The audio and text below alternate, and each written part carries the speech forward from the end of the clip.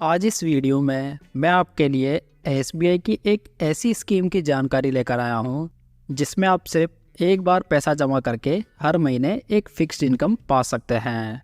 दोस्तों, इस वीडियो में हम इस स्कीम की पूरी जानकारी हासिल करेंगे और साथ में जानेंगे कि कौन इस स्कीम में अप्लाई कर सकते हैं, कैसे अप्लाई कर सकते हैं और हम एक उदाहरण से इस डिपॉजिट स्कीम को समझेंगे। एसबीआई बैंक की तरफ से एक स्कीम आती है, एसबीआई एन्युटी डिपॉजिट स्कीम। इस स्कीम में आपको एक लमसम अमाउंट एक ही बार में जमा करना होता है और उसके बदले में बैंक आपको हर महीने एक फिक्स्ड अमाउंट वापस देता रहता है।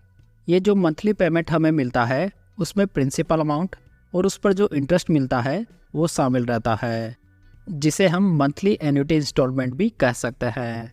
इस तरह अगर बिल्कुल आसान भाषा में समझें तो जिस तरह से हम बैंक से लोन लेते हैं और उसके बदले में हर महीने एक फिक्स्ड ईएमआई देते हैं, ठीक उसी तरह एन्युटी स्कीम में हम एक ही बार में बैंक को पैसे दे देते हैं और इंस्टॉलमेंट के थ्रू हमें मंथली पैसे मिलते रहते हैं। नेक्स्ट अब बात करते हैं कि इस स्कीम में इंटरेस्ट रेट कितना मिलता है। तो दोस्तों, जो इंटरेस्ट रेट हमें एसबीआई के फिक्स्ड डिपॉजिट पे मिलता है वही सेम इंटरेस्ट रेट हमें यहाँ पर भी मिलता है। आप एसबीआई बैंक की लेटेस्ट एफडी रेट्स को यहाँ पर देख सकते हैं। इसके साथ ही जिस तरह से सीनियर सिटीजन को एफडी में 0.50% एक्स्ट्रा इंटरेस्ट मिलता है, सेम वैसे ही एन्युटी डिपॉजिट स्कीम में भी उन्हें उतना ही ज़्यादा इंटरेस्ट मिलता है। साथ ही साथ अगर कोई एसबीआई का स्टाफ है या फिर एसबीआई से पेंशन ले रहा है तो उन्हें भी इस स्कीम में 1% का एक्स्ट्रा इंटरेस्ट मिलेगा। एसबीआई एन्युटी प्लान में हमें जो भी इंटरेस्ट मिलता है उसको क्वार्टरली कैलकुलेट किया जाता है, लेकिन वो इंटरेस्ट हमें मंथली बेसिस पर ही ट्रांसफ़र किया जाता है। चलिए अब बात करते हैं कि इस स्कीम में पैसे जमा कराने के बाद में पैसे मिलने कब से शुरू होंगे। मान लेते हैं कि आपने अप्रैल महीने में पैसे जमा किए हैं, तो जब भी आप पैसे जमा करेंगे उसके अगले महीने से ही आपको पैसे मिलने शुरू हो जाएंगे। यानी कि अप्रैल में पैसा जमा करने पर मई से फिक्स्ड इनकम मिलनी शुरू हो जाएगी। चलिए आगे बढ़ते हैं और जानते हैं कि कितने पैसे जमा करने पर आपको कितनी मंथली इनकम मिल सकती है। इसके लिए हम एक कैलकुलेटर का इस्तेमाल करेंगे। इसका लिंक आपको नीचे डिस्क्रिप्शन बॉक्स में मिल जाएगा। मान लेते हैं कि हम इस स्कीम में वन टाइम 20 लाख रुपए इन्वेस्ट करते हैं, तो हम मान लेते हैं कि हमें ये पैसा 5 साल तक रेगुलर इनकम के रूप में चाहिए, जिसमें हम ये भी मान लेते हैं कि हमें हमारा पे आउट मंथली चाहिए। तो यहाँ पर अभी 5 साल और उससे ज़्यादा पर अभी 6.5% की इंटरेस्ट रेट चल रही है। तो इस वाले केस में हमें हर महीने लगभग 38,921 रुपये का पे आउट मिलेगा।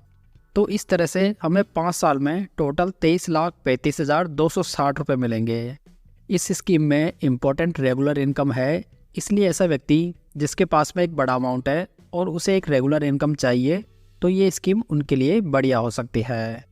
दूसरी ओर यदि आप इन 20 लाख रुपए को 10 साल तक हर महीने लेना चाहते हैं तो आपको हर महीने लगभग 22,587 रुपये मिलेंगे। दोस्तों, इस स्कीम में आप मिनिमम 25,000 रुपये का इन्वेस्टमेंट कर सकते हैं और मैक्सिमम की कोई भी लिमिट नहीं है। नेक्स्ट हम इस स्कीम में इन्वेस्ट करने की एलिजिबिलिटी और टर्म्स एंड कंडीशंस को जान लेते हैं। इस स्कीम में कोई भी व्यक्ति इन्वेस्ट कर सकता है और इसमें कोई भी एज लिमिट नहीं है। साथ ही इसमें हम सिंगल या जॉइंट अकाउंट कोई भी ओपन करवा सकते हैं और इंडिविजुअल के केस में आप नॉमिनेशन भी कर सकते हैं।